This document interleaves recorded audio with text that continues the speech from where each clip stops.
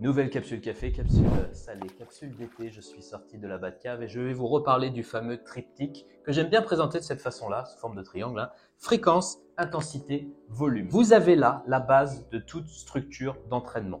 Les trois sont liés. Le fait d'agir sur l'un va nécessairement impacter les autres. Vous pouvez le visualiser comme un trépied. Si vous voulez qu'il y ait un équilibre, on a besoin des trois et on pourrait même aller jusqu'à dire on a besoin d'une forme d'équilibre dans les trois. Donc on va voir que les extrêmes vont assez rapidement poser problème. J'avais déjà fait une vidéo à ce sujet, je vous avais dit vous pouvez éventuellement en choisir deux, mais pas trois. Et on va voir que si on pousse énormément sur un seul, peut-être qu'on va pouvoir en avoir qu'un et pas deux. Alors, juste pour qu'on soit clair sur les termes, parce que vous avez peut-être vu passer des choses du style « volume is king », le volume c'est le roi, le volume c'est le plus important pour l'hypertrophie. Et après vous avez vu une autre vidéo et vous avez vu « ah non, frequency is king ». C'est la fréquence en fait qui compte. Et l'intensité, on n'en parle plus en fait, c'est plus trop à la mode, c'est quoi cette histoire? L'intensité, ça va être nécessaire pour avoir, vous savez, le fameux signal. On veut de la tension mécanique. On veut que le signal mécanique, quand vous soulevez une charge, soit converti en une cascade de messages chimiques. C'est ce qu'on appelle la mécanotransduction. Et si on veut que ça se soit suffisamment efficace pour qu'il se passe quelque chose, pour activer le fameux mTOR, l'interrupteur qui permet d'activer la synthèse protéique en quelque sorte, d'activer le signal qui va permettre l'hypertrophie, il faut qu'on ait de l'intensité, il faut qu'on ait des séries suffisamment proches de l'échec ou à l'échec. Donc en fait, on ne peut pas se passer véritablement de ce facteur intensité, de ce pilier intensité. Alors la fréquence, c'est quoi? Eh bien, c'est le nombre de fois où vous allez activer l'interrupteur en quelque sorte. C'est-à-dire que si dans votre semaine, vous vous entraînez 6 fois, 12 fois, 19 fois, on peut considérer que s'il y a ça, vous activez l'interrupteur à chaque fois. Souvent, on raisonne, vous savez, en termes de sollicitation de groupe musculaire. Donc, si je suis sur une autre fréquence, ce qui est sous-entendu, c'est que c'est une autre fréquence de sollicitation des groupes musculaires. Donc, par exemple, si j'ai une haute fréquence et une haute intensité, c'est le cas du programme Turbotrophie que je vous propose, que moi j'utilise beaucoup, que je trouve très intéressant, puisque on a à la fois une sollicitation fréquente, donc on allume souvent l'interrupteur mTOR pour déclencher le signal de l'hypertrophie, et on a aussi de l'intensité, donc on a de la tension mécanique, on a des séries efficaces, on a des répétitions efficaces, des répétitions stimulantes. Ouais, mais du coup, Alex, si intensité, fréquence, ça suffit, ton turbotrophie, voilà, du coup, le volume, on s'en sert pas, on n'en a pas besoin, c'est quoi? Et puis pourquoi est-ce que dans les études, quand on augmente le volume, ça augmente les gains? C'est quoi cette histoire? Le volume, si vous voulez, ça peut être considéré comme le temps durant lequel vous allez exposer vos muscles à ce fameux signal, à ce fameux mTOR. Alors c'est vrai qu'on parle d'interrupteur, donc on a l'impression qu'on l'allume et puis après c'est bon, on s'en va. La question c'est, vous avez besoin de combien de séries pour l'allumer? C'est ça en fait. Et c'est là où peut-être que certains vont pouvoir l'allumer avec une série parce qu'ils sont capables de mettre beaucoup d'intensité, peut-être parce qu'aussi ils sont sensibles à un volume d'entraînement relativement faible. Quand on est sensible à quelque chose, ça veut dire qu'on n'a pas besoin de beaucoup pour que ça ait une réponse importante si vous voulez. Si je suis sensible à la lumière, sensible au bruit, un petit peu de lumière, un petit peu de bruit, un petit peu de volume, quelques séries, une série peut-être, va suffire à avoir un gros impact chez moi. Tout le monde n'a pas la même sensibilité au volume d'entraînement. Et la sensibilité au volume d'entraînement peut évoluer au fil des mésocycles et peut évoluer au cours de la vie. Donc le volume qu'on était capable de tolérer à un certain âge, peut-être que plus tard, on n'est plus capable de tolérer ce volume-là. Sachez que si ça vous intéresse, cette histoire de volume, de modification, de deload, de tolérance, d'ajustement, de mésocycle en mésocycle, il y a un petit module de formation sur la création et la périodisation, donc l'alternance de mésocycles, qui est disponible sur mon site. C'est l'été, je suis de bonne humeur. Si vous me demandez un petit code promo AMP, il est bien possible qu'il y en ait un qui arrive. Donc, pour allumer mon interrupteur, pour avoir de la tension mécanique, je veux de la tension mécanique probablement suffisamment longtemps, je vais avoir besoin de plusieurs séries de travail. Alors souvent, on parle des séries de travail par groupe musculaire, parfois par semaine, parfois par séance. Et ça, évidemment, ça va dépendre du split, de la répartition. Donc maintenant, si on va un petit peu dans les extrêmes, parce que c'était ça l'idée du teaser, c'était de se dire on s'entraîne 19 fois par semaine, c'est pas possible, c'est possible. Bah si, en fait c'est possible, ça dépend. C'est quoi un entraînement? Si un entraînement c'est faire une série de 10 tractions par exemple, et que je considère que c'est mon entraînement, bah voilà, j'ai fait mes 10 tractions, c'était mon entraînement. Bah ça, je peux probablement le faire 19 fois dans une semaine en fait. Mais vous remarquerez que si c'est ça, bon bah le volume, en tout cas par séance, est très faible. Une série, l'intensité est peut-être pas incroyable non plus, donc il va falloir questionner ensuite, est-ce que c'est possible de le faire pour tous les groupes musculaires? Et est-ce que c'est possible de le faire avec de l'intensité? Là, ça devient déjà beaucoup plus compliqué. Avec de l'intensité et avec du volume, avec plusieurs séries. Là, ça devient mission impossible. On ne peut pas avoir les trois extrêmes qui sont au maximum. Vous savez, c'est un petit peu comme le personnage de jeu vidéo que vous choisissez au début. Vous pouvez avoir l'attaque qui est assez haute, la défense, et puis vous avez, je sais pas, l'agilité ou l'adresse. Vous pouvez pas avoir les 3 super hauts, vous devez choisir, et il y a différents personnages. Bon, c'est un peu pareil. Donc ultra haute fréquence, c'est possible. D'ailleurs, certains parlent de la méthode, on me pose souvent la question dans les forums questions. Oui, qu'est-ce que tu penses de la méthode Grease the Groove? J'adore. Grease the Groove. Grease the Groove, c'est un petit peu le principe de répéter très souvent un même mouvement pour faciliter l'apprentissage, la technique, etc., etc. Mais oui, c'est très intéressant en fait. L'apprentissage moteur, ça fonctionne avec de la répétition.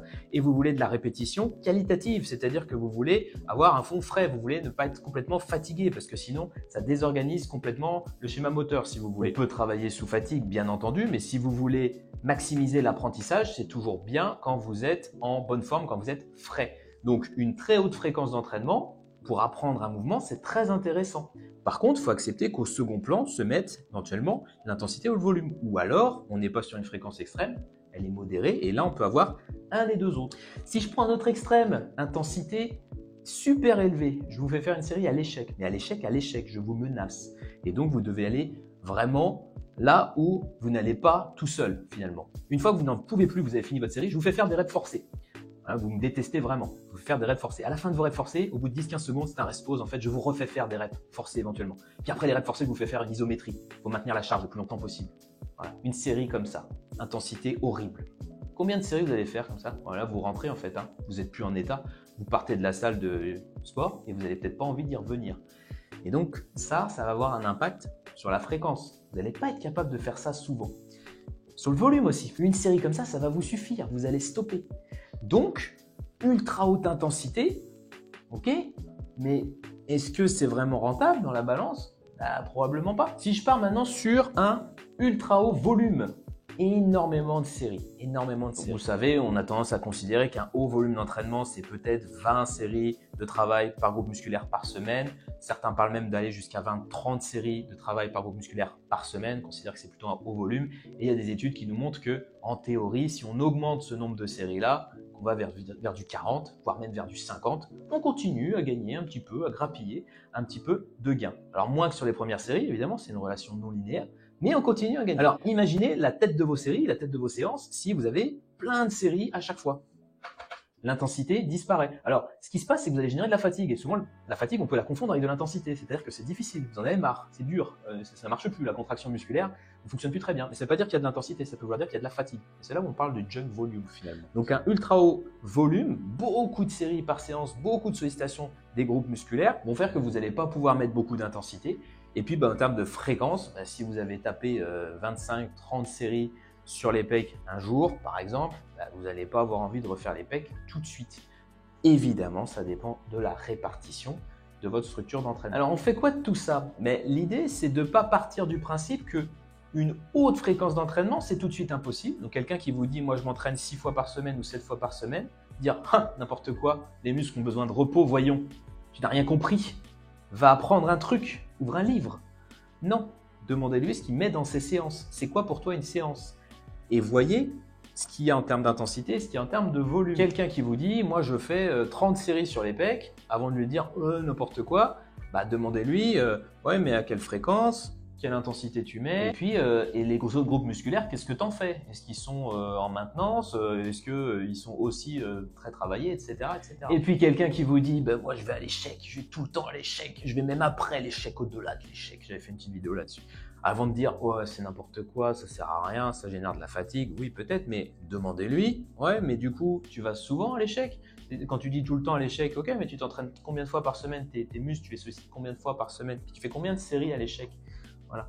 Et là, vous commencez à pouvoir questionner et regarder un programme avec une lentille qui utilise ce triptyque-là, qui permet de voir si le programme a du sens, s'il est équilibré. Mais un programme qui a du sens et qui est équilibré, ce n'est pas forcément 33%, 33%, 33%. Vous avez bien compris. On peut décider de mettre l'accent sur 1 ou 2, pas 3. Et en général, c'est plutôt intéressant d'en mettre sur 2 selon moi. C'est-à-dire que si vous mettez tout sur 1, on vient de voir que c'était un petit peu compliqué, que ce n'était pas forcément très productif. On peut avoir quelque chose d'équilibré, bien entendu, hein. On peut avoir 33, 33, 33. Donc, il y a de la fréquence, il y a de l'intensité, il y a du volume. Bon, c'est assez raisonnable. Donc là, ça veut dire qu'on n'est peut-être pas à l'échec. Là, ça veut dire qu'on est sur un volume moyen. Et puis, on a une sollicitation peut-être 2 fois par semaine, par exemple, des groupes musculaires. Donc, ça fait un programme qui a du sens, qui est assez équilibré. Mais il y a des personnes qui vont réagir beaucoup mieux à une haute fréquence et une haute intensité, par exemple. Il y a des personnes qui vont réagir mieux avec un haut volume et une haute fréquence sans forcément qu'il y ait énormément d'intensité, c'est-à-dire qu'ils gardent des répétitions en réserve. Alors évidemment, pour garder des répétitions en réserve, il faut être capable de les estimer et ça demande de l'expérience. Et puis, on peut imaginer aussi un programme qui mêle volume et intensité, mais du coup, on va peut-être avoir du mal à revenir solliciter les groupes musculaires. Et puis, il faudra faire très attention et être vigilant à ce que volume et intensité, ça ne se transforme pas en junk volume, et c'est souvent le cas.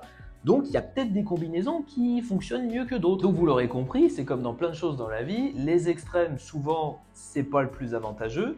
Néanmoins, on n'est pas obligé de toujours viser moyen, moyen, moyen. On peut décider de mettre l'accent, de faire des choix à certains moments pour certaines personnes, d'avoir certaines structures qui mettent en avant un ou deux paramètres par exemple. J'espère que cette petite capsule café, capsule salée vous aura appris 2-3 trucs. N'hésitez pas si vous avez des questions, n'hésitez pas à partager, ça fait un petit peu de visibilité, ça fait toujours plaisir. Et je vous dis à très bientôt pour une prochaine vidéo.